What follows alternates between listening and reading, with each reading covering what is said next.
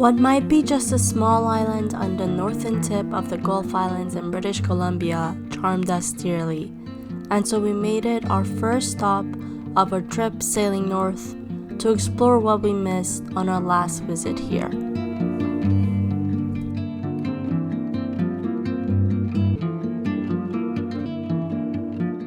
Good morning. We had a really good night on the boat. The winds died down and it was really calm, very relaxing. And now the sun has just risen over the edge there. And yeah, it's a beautiful morning. Blue skies, no clouds, warmer than yesterday. It's gonna be a nice one. Hello. As you can see, we're somewhere in semi-civilization.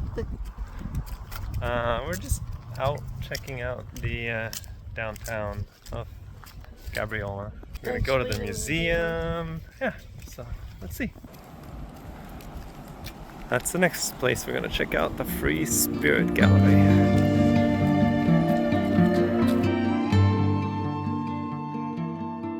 Gabriola Island, with a high proportion of artists, ranks 6th across Canada for concentrations of artists in the workforce. Artists are key to this island's cultural, economical, and social fabric. Gabriola Island, known as the Isle of the Arts, is arguably the one Gulf island whose economy revolves more around creativity than all others. And without the presence of any industry, the Gulf Islands attract a disproportionate share of creatives who are fleeing the city rat race in search of a deliberately slower lifestyle. Lunch break time. Some quesadillas and some We're at chicken sandwich. We are at a place. Oh, it's somewhere over there. Ground up here. Ground up. Good. Delicious. Must try for anyone coming here.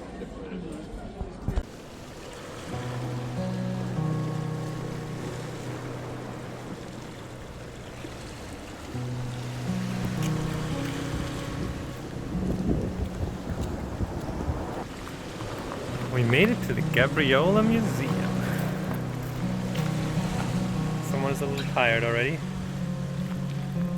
It is a very hot day. Very warm. So it's understandable.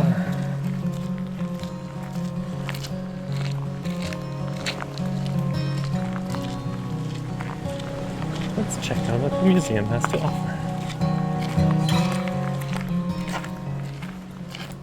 Outside of the museum, there are a dozen or so petroglyphs. Petroglyphs are rock carvings. They are the records of people with no written language and are rare links with the past culture of our First Nations. They record coming-of-age ceremonies, commemorate potlatches, mark the boundaries of hunting and fishing territories, and may have been part of secretive shamanistic rituals. The museum's Petroglyph Park enables residents and visitors to view the sacred carvings and learn about the island's early inhabitants.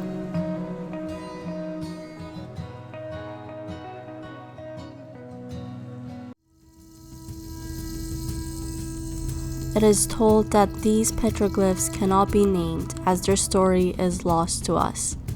The original person who named it had a special gift and a spiritual connection to the image.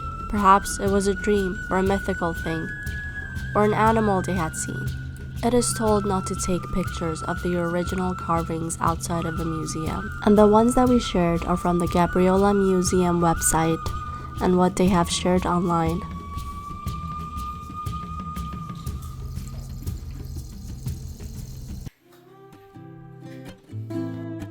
Another part of the history of this island are the hippies.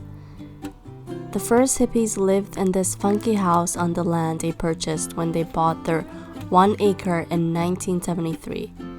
It was called the Grindhouse, and it is said that when the wind blew, the house swayed. During the 1970s, these free spirits, hippies, arrived on Gabriola. Gabriola Island became a haven for many young people seeking freedom, an alternative lifestyle, and a safe place to experiment with new mind-altering drugs. It is said that Peter Grenier was so taken with the magic of Gabriola that when the ferry he was arriving on docked, he took off his watch and threw it into the water and said, "I don't need this anymore." There was also a lot of music happening in the houses. Almost all of the hippies knew how to play the guitar.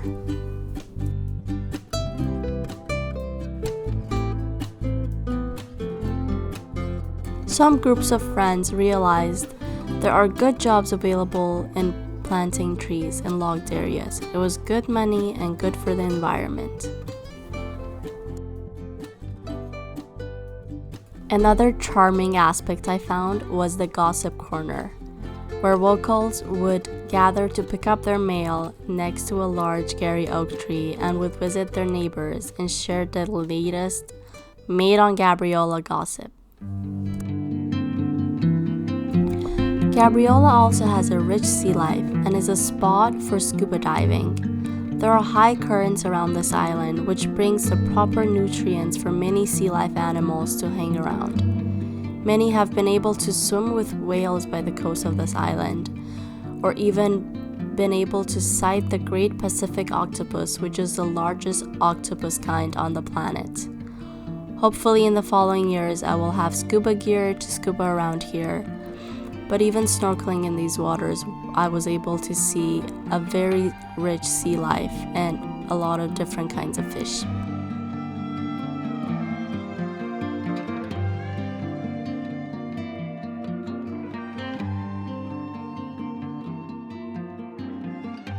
Oh, and we must not forget about this box crab. This box crab is one of the oldest staff of the museum and has been around since 1995. It is told it was caught by one of the divers of Gabriola Island and used to sit on the tables of the farmers market before starting its career at the museum.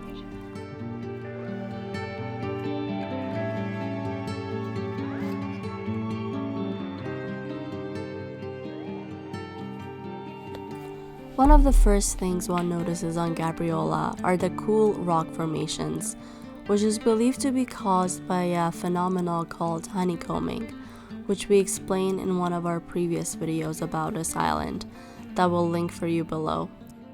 Make sure to check the video out if you like to see these cool Mars-like rock formations and learn about how they're made.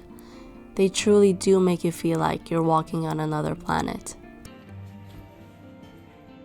Another cool fact is that Gabriola Islanders, Chinese contract laborers, and immigrant workers produced up to 80,000 bricks a day, all by hand, at the Gabriola Brickyard. Those bricks were shipped off island for constructions of buildings in Nanaimo, Victoria, and Vancouver. It was noisy, dirty, and back-breaking work, but those bricks helped build the towns and cities of BC. Little remains today of the Gabriola Brickyard, except for piles of broken bricks on Brickyard Beach and the name of Steep Hill on South Road.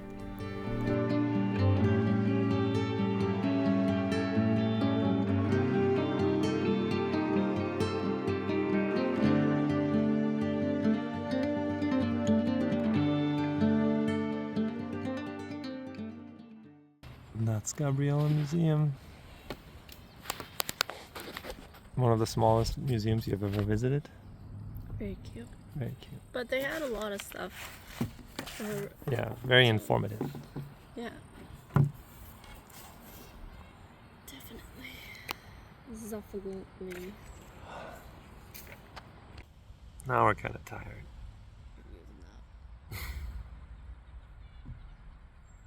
It's a warm day. Thankfully we're in a nice shade right now.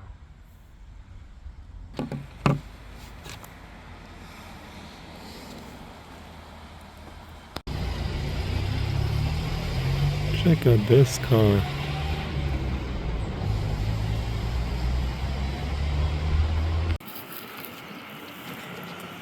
Yep, that's turkeys.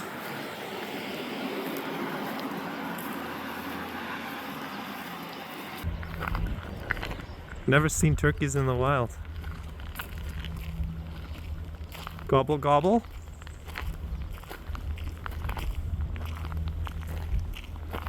Yummy. Yummy. They look very yummy.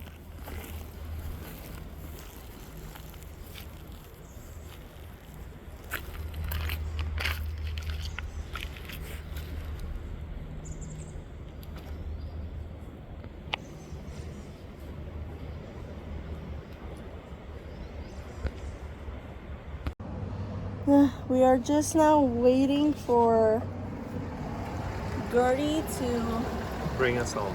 guard us back home. Guard us back home. Yeah, the bus schedule times are very laid out. So like one was at like what, 3:30? 2:30?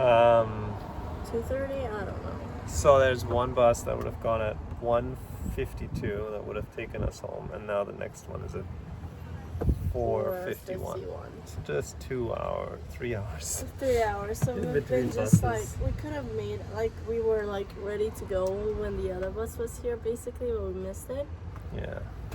So we kind of like were, Killing time. No, we Killing weren't time. killing time. We were looking at stores yeah. and the museum and stuff. Yeah. 3:30. Yeah, I'm ready to go home now.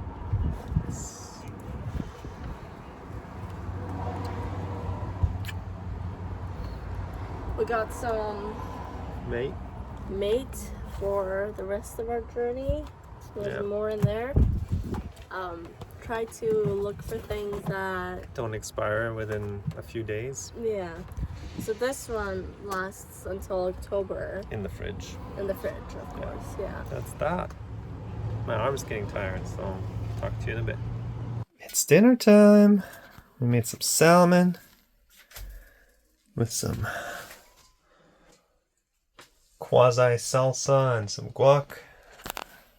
Some iced tea. Had a nice day. It was a very nice day, very chill day, and tomorrow we're gonna set off and go to the other side of the island and anchor at one of the beaches there. Yep, that's the plan. Right, Pixie? Cats are so chill on the boat. It's really nice. And I'm too tall. I'm too tall for this boat. There. Join us next week as we continue our journey north and head sail to our next destination. If you like this video, please give it a thumbs up and subscribe to our channel. And leave us a comment because we'd like to hear from you. See you all next Sunday.